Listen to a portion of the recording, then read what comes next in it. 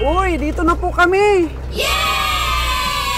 Sa lugar ni Sir Fred Avellana. So, dito pala talaga sa papasok ng Iloilo Coliseum. Uy, nako. So, doon daw tayo. Dito si Jaguar eh. Si Jaguar na siguro tong nakikita ko. Tapos may mga karnero pa siya dito, oh. Shout out kay Sir Fred Avellana. Dito na po kami. Deliver na po namin sa Red Sydney. Yay! Grabe, no? In the heart of the city, ang farm ni Sir Fred Avellana. Yun. Ang kanyang mga baka. Alright. Ayun, mga kagandang buhay. Wow! Oh, tumatakbo-takbo pa. Oh, may mga baby pa, oh. Wow po, ala. Napakalaki. Ala ito na ba yung mga dineliver naming baka kay Sir Fred Avellana? Tingnan po natin, mga kagandang buhay. Nako, napakaganda. Lalaki ng mga baka dito ni Sir Fred. Oh! Ala, takbo-takbo. Wow! Winelcome po tayo ng mga baka ni Sir Fred.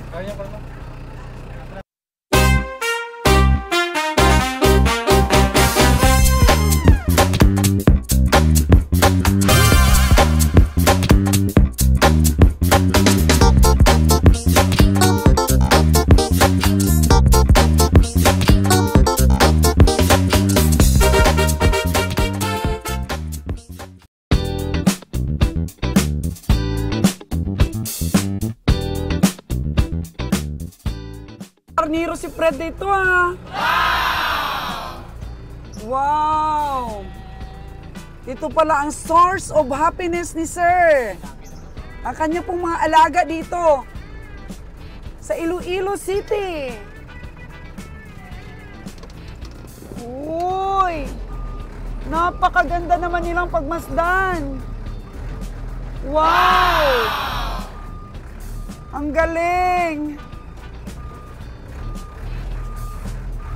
Anuin natin, parang ito yata si Jaguar. Tingnan natin, ha. Wow, dito na silang lahat. Welcome po tayo. Ah, grabe. Oh. Welcome talaga tayo ng mga baka ni Sir. Napakaamo po nila. Natuwa kagad si Manager Bio. Naalala nyo ba, mga kagandang buhay, si Jaguar? Ito na po si Jaguar po, oh. Ayan na, si Jaguar. Yun. Si Silver. Malaki si Silver, no? Bagong hit daw. Si Silver, mga kagandang buhay. Sino kumasta sa kanya? Sino kumasta sa kanya? Si Jaguar? Si Jaguar po ang kumasta kay Silver. Naku, ang taas na ni Silver, mga kagandang buhay, oh. Ang source of happiness po ni Sir Avellana. Fred, ito inahin? Matanda na ba ito, madam, sa'yo? Saan nyo ito binili dati? Ah, yung anak ng baka nila dati. So, yan na po si Silver, mga kagandang buhay. Nagpahit na po. Grabe ang haba ng katawan. Nakita nyo po ba, Manager Bio, si Silver natin? Ang haba talaga, madam, ng katawan pala ni Silver.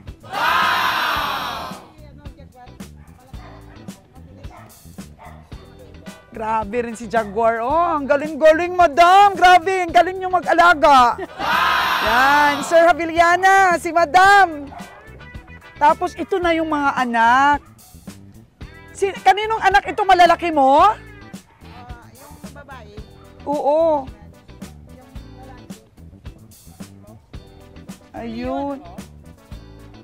Ay, sino ang nagkasta, madam? Yung dati. Sana yung dati yung turo? Wala na.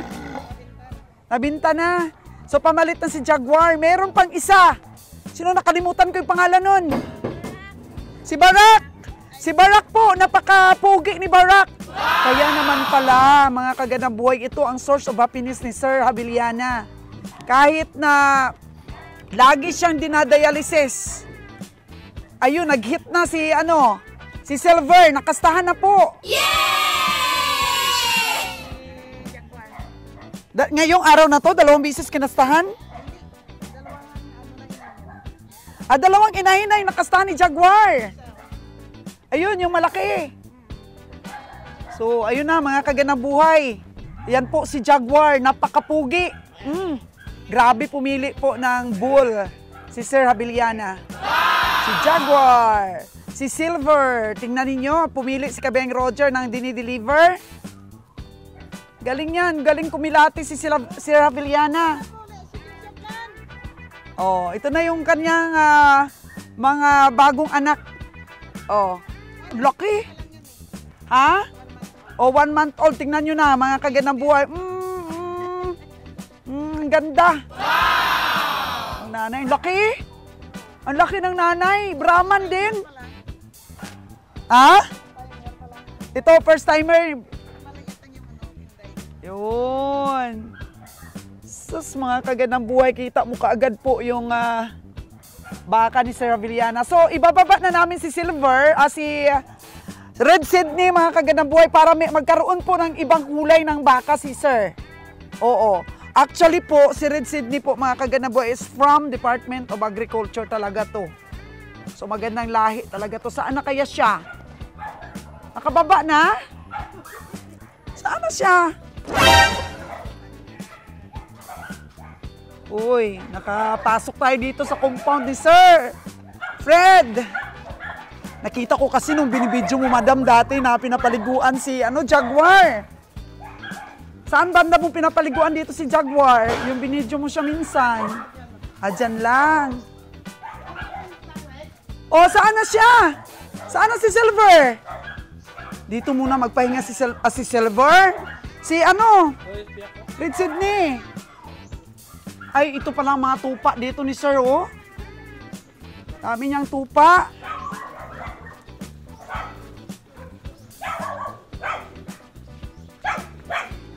Dito muna siya magpahinga. Yun, dito po muna. So, iwanan ka na lang namin dito, Red Sydney, ha. Magparami ka dito. Yun. Ang kinis niya, madam, di ba? Gwapa talagang pumili si Sir Fred. Oo. Sabi ko nga, Jer, sabihin mo kay Sir Fred na wag na nating i-deliver. Kasi magagalit yung anak niya. Ay nako, ay gustong-gusto ni Sir Fred. Ang kinis naman, worth it naman talaga. Ang taas ng mga paa niya. So dito muna siya. Oh. Yun, para makita talaga ito ni Sir Fred Habiliana, noon, matuwa. Sabi ng mo dito, sabi niya mga Amazona daw eh. Yung mga Amazona ko, madam, doon. Ayun, i-deliver nyo doon si Red Sydney. Sabi niya, ang gaganda pala ng mga Amazona ni Sir dito. Grabe yung sabi ni Sir Habiliana, marami ako Amazona doon. Mga mababait yung aking mga Amazona, magaling mag-alaga ng hayop. Ayun po, Sir Habiliana, ang iyong baka. Tuwang-tuwa po ako, nakarating po ang iyong baka dito sa bahay mo dito sa Iloilo. Your source of happiness. Na deliver po namin ng safe, walang gas-gas. Si Red Sydney po. Ayan. So pagaling ka po, sir, para makauwi ka dito at matingnan mo yung mga baka mo dito. Aww. Ang edad niyan is 8 months? Oo. Kasi ano na yan eh, binili ni Kabeng Roger, maliit pa lang talaga siya, bagong panganak. Naka-vlogs naman yan. Naka-vlogs naman nung nabili yan ni Kabiyahe. Ah? Yung maliit na maliit pa talaga siya, payat yung nanay niya.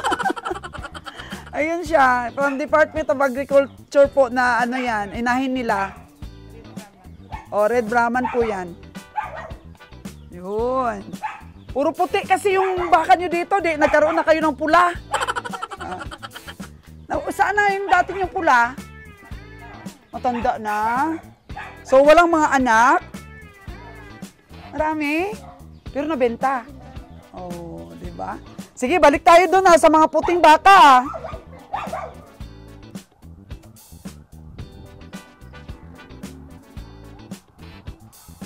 O yan, Joy. Iigtan mo lang.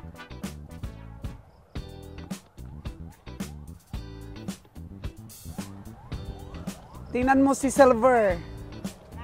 Manager Bio, ang laki no? Iyo, totoo.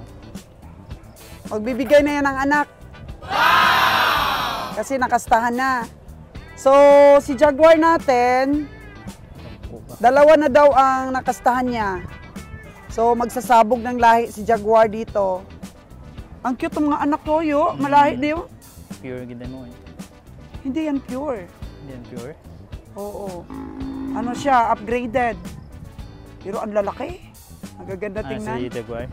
Oo, ayun si Jaguar, oh. Ano?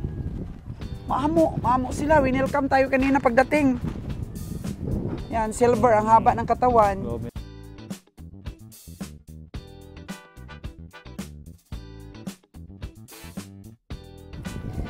Si Silver. From Negros lang ito. Manager Bio. Sa Negros natin ito nabili, Silver. Grabe no? Tapos si Jaguar. Oh. Tapos ito daw na mga baka niya. Dati pa daw ito nila. Ilang bisis na siguro itong nanganak, manager, Dami na. May edad na no? May edad na siya. Pero tingnan mo, cute-cute ang anak. Laki din. Wala sa itsura eh. Ang ganda pala ng lugar dito ni Sir Avellana. Ang laki-laki pala, Bahay po yun ng ano. Sama tayo kay Madam. Sama ng mga baka Hala! Ay, grabe, Nakita na nilang pagkain na. Nauna pa. Nauna pa. Nauna pa. May tanim ding napier dito, Ano yung ibibigay ni Madam? Feeds yan, Madam? Ayos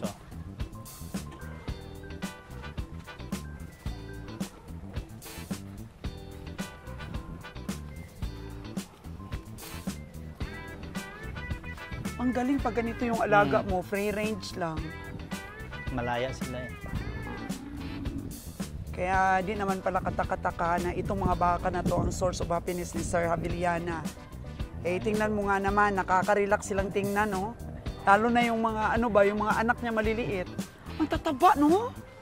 Magaling mag-alaga yung Amazonas ni Sir. Sumusunod, Sunod talaga. Nauna pa. Nauna pa doon. Ito pala yung cage nila. Basta.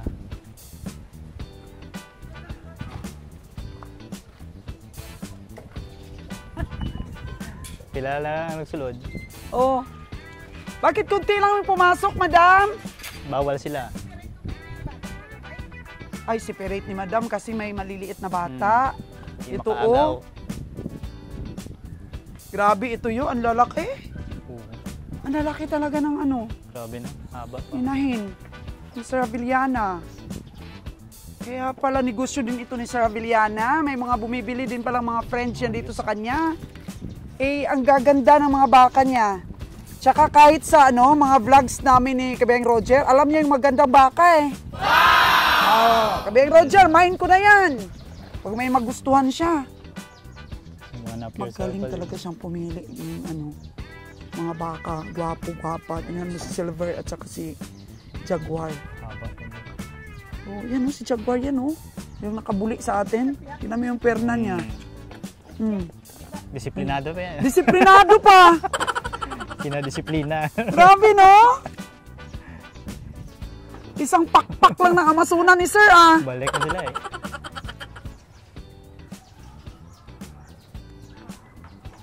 Madam, hindi ka siguro tumataba at healthy ka dahil yun.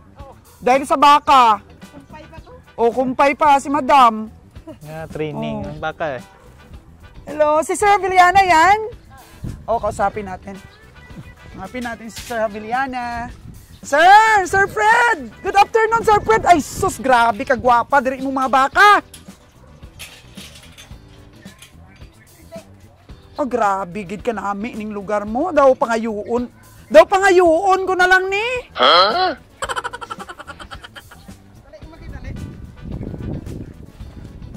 Mga napier, nakita ko di. Tapos ang mga inahin mo bala, yung mga inahin mo, ang lalaki.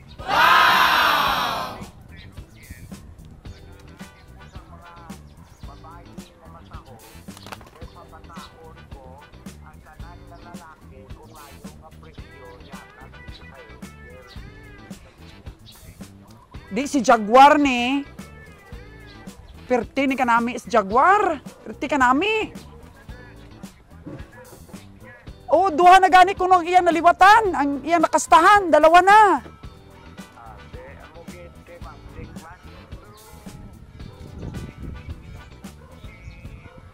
Si Barak nami to. Puti-puti.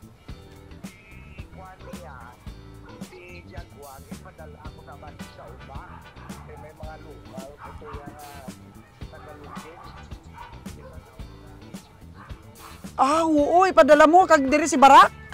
Pirti ka nami sa imong ano, pirti ka nami sa imong baka, pirti ka hagop ka buot. Ah, grabe.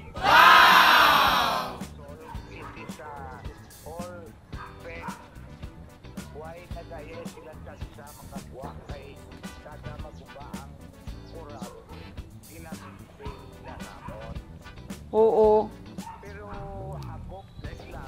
Hagop?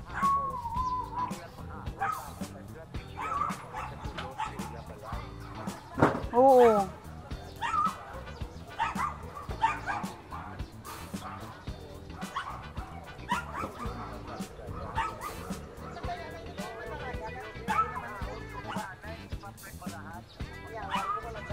Ay, salamat gid sa pagkaon kay daw gutom gid man kami. Hindi na kami ayaw na naming magsinungaling, gutom na talaga kami. Grabe.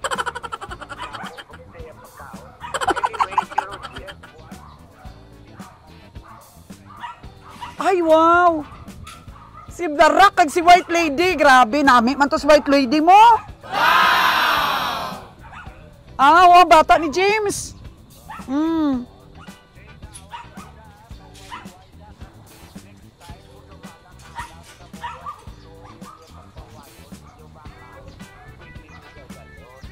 Nami, kitsang lugar mo. Daw gusto ko pangayoon. Joke lang.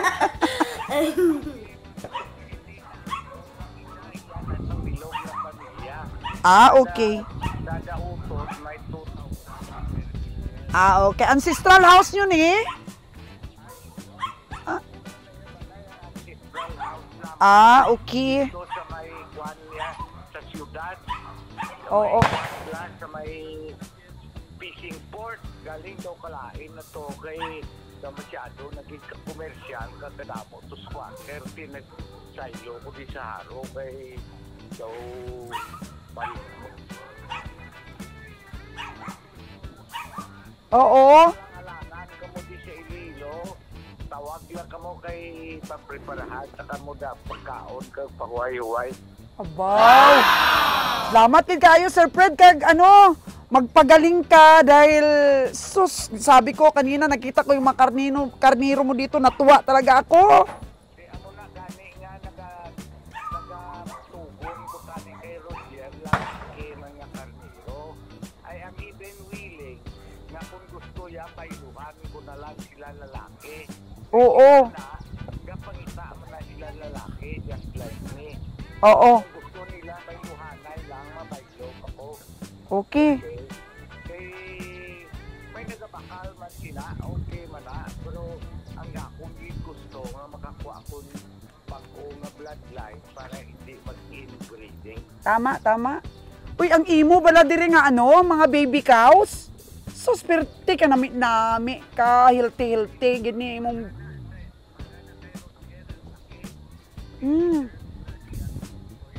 Oo. Oo. Ito nga nag-vlog ka one time to sa daw kasudlan to dito sa Negros to. Oo. So, may karniro to bro, wise na kabaligya. Why sila kabaligya, sir? Pero, pagitaan ta ka. Hanapan kita. Okay, sir, Hindi market, lalaki nga karniro. Okay. Sige, sir. Oo. Duha, grabe. Pertigid na in love ako sa imong lugar. Wow! Okay, sir. Oo. Makasulod, gid. Sa may Coliseum lang. Thank you for the delivery. Thank you, Sir Avellana. Pagaling ka. Sana bigyan ka pa ng Diyos ng buhay na matagal pa. Ang 3.5 la, ako na mapartinisir sa biyahe plus ang 45 nga bayad kay Thank you, sir. Thank you. Kapoy gid kami, sir. Thank you so much. Oh. Thank you so much. Ay, amo na ni? Okay. Ayan po, mga kagandang buhay, ang aming tour dito kay Sir Fred Avellana. Alam nyo ba, simpleng delivery lang ito. Pero ang saya po na naibigay natin kay Sir Avellana ay grabe, mga kagandang buhay. Napasa kanya po si Red Sydney. At saka bukas daw po may delivery pa. Si Barack Obama dito po i-deliver. Grabe, pumili ng pangalan si Sir Avellana, Barack. Astig, mga kagandang buhay. Kaya kakain na tayo dahil alam nyo ako, hindi ako mahiyain kapag totoo talaga akong gutom. Kaya si Manager Bio, hindi rin yan mahiyain kung gutom na.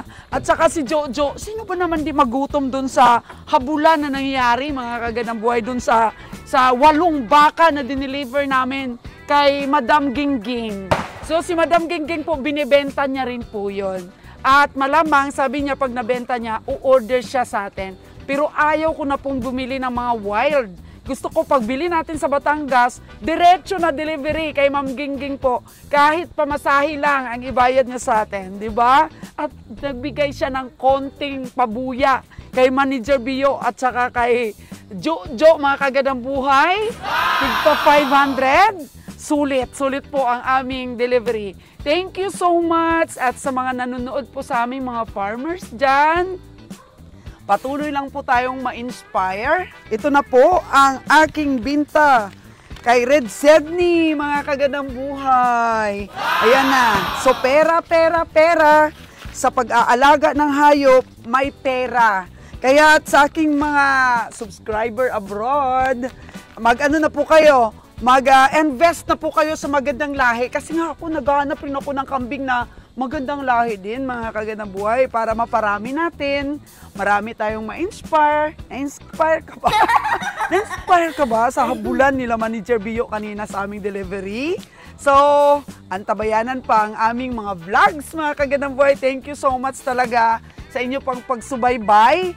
At kay Sir Fred Avellana, sana, mga kagandang buhay, tanggap pa rin ang katawan niya ang 3 times a week po na pagpunta-punta niya sa St. Luke's para po magpa-dialysis. Imagine, kung wala tayong pera. Siguro kung ako, di ko kakayanin yung gastos talaga, mga kagandang buhay. Pero, gamitin natin ang pera natin, mga kagandang buhay, para mas lalo po tayong tatagal sa mundong ito at ma-enjoy ang mga bagay-bagay na nilikha ng Diyos para magbigay sa atin ng saya sa ating buhay. Agoy! So, bye!